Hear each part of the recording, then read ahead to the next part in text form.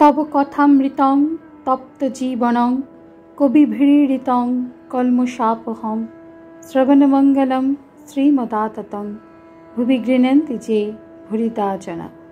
नमस्कार, अमृतबाणी चैनेले आपनादेर सकलके स्वागत।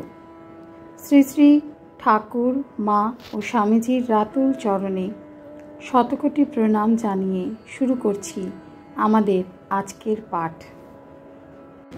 1884 अक्टोबर। पूर्वकथा। साधनावस्थाय जगन्मातार काछे प्रार्थना भक्तियोग। ठाकुर बोलছেন भक्तियोगे सब पाওয়া যায়।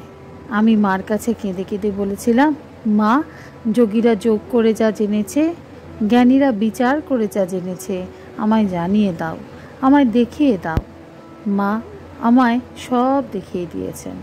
ব্যাকুল হয়ে তার কাছে কাঁদলে তিনি সব জানিয়ে দেন। বেদ, বেদান্ত, পুরাণ, তন্ত্র এসব শাস্ত্র কি আছে সব তিনি আমায় জানিয়ে দিয়েছেন। মণিলাল। হঠযোগ। শ্রীরামকৃষ্ণ। হঠযোগীরা দেহাভিমানী সাধু, কেবল নেতি ধৌতি করছে, কেবল দেহের যত্ন। ওদের উদ্দেশ্য আয়ু বৃদ্ধি করা, দেহ নিয়ে রাত দিন সেবা। ও ভালো নয়।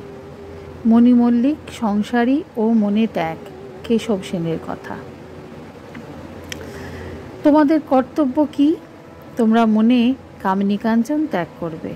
তোমরা সংসারকে কাক বিষ্ঠা বলতে পারবে না।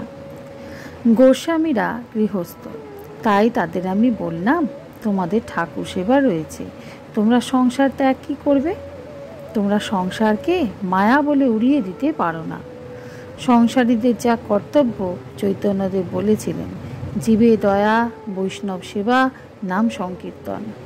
কেশব সেন বলেছিল, উনি এখন দুই কর বলছেন। একদিন কুটুস করে কামড়াবেন, তা নয়, কামড়াবো কেন? মণি মল্লিক। তাই কামড়ান। শ্রীরামকৃষ্ণ সহাস্যে। কেন? তুমি তো তাই আছো, তোমার ত্যাগ করবার কি দরকার? পঞ্চম পরিচ্ছেদ। আচার্যের কামিনী কাঞ্চন ত্যাগ, তবে লোকশিক্ষার অধিকার। সন্ন্যাসীর কঠিন নিয়ম, ব্রাহ্ম মণিলালকে শিক্ষা। শ্রীরামকৃষ্ণ। যাদের দ্বারা তিনি লোকশিক্ষা দেবেন তাদের সংসার ত্যাগ করা দরকার। যিনি আচার্য তার কামিনী কাঞ্চন ত্যাগী হওয়া দরকার, তা না হলে উপদেশ গ্রাহ্য হয় না। শুধু ভিতরে ত্যাগ হলে হবে না, বাইরে ত্যাগও চাই, তবে লোকশিক্ষা হয়।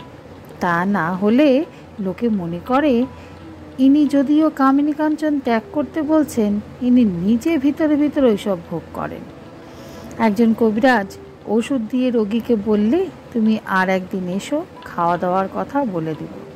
সেদিন তার ঘরে অনেকগুলি গুড়ের নাগরি ছিল। রোগীর বাড়ি অনেক দূরে।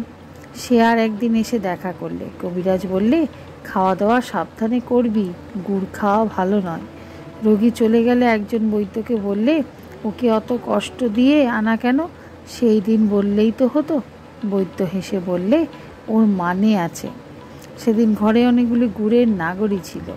সেদিন যদি বলি রোগীর বিশ্বাস হতো না। সে মনে করতো ওর ঘরে যেকালে এত গুড়ের নাগরি, উনি নিশ্চয়ই কিছু খান, তাহলে গুড় জিনিসটা এত খারাপ নয়। আজ আমি গুড়ের নাগরি লুকিয়ে ফেলেছি, এখন বিশ্বাস হবে। আদি সমাজের আচার্যকে দেখলাম, শুনলাম নাকি দ্বিতীয় না তৃতীয় পক্ষের বিয়ে করেছে। বড় বড় ছেলে। এইসব আচার্য? এরা যদি বলে ঈশ্বর সত্য আর সব মিথ্যা, কে বিশ্বাস করবে? এদের শিষ্য যা হবে বুঝতেই পারছ। হেগো গুরু তার পেদ শিষ্য। সন্ন্যাসীও যদি মনে ত্যাগ করে, বাহিরে কামিনী কাঞ্চন লয়ে থাকে, তার দ্বারা লোকশিক্ষা হয় না। লোকে বললে লুকিয়ে লুকিয়ে গুড় খায়। আজকের পাঠ এই পর্যন্তই। নমস্কার। কথামৃতের সুধাধারার সাথে শ্রী শ্রী ঠাকুর মা ও স্বামীজির অনুধ্যানের জন্য চ্যানেলটি সাবস্ক্রাইব করুন।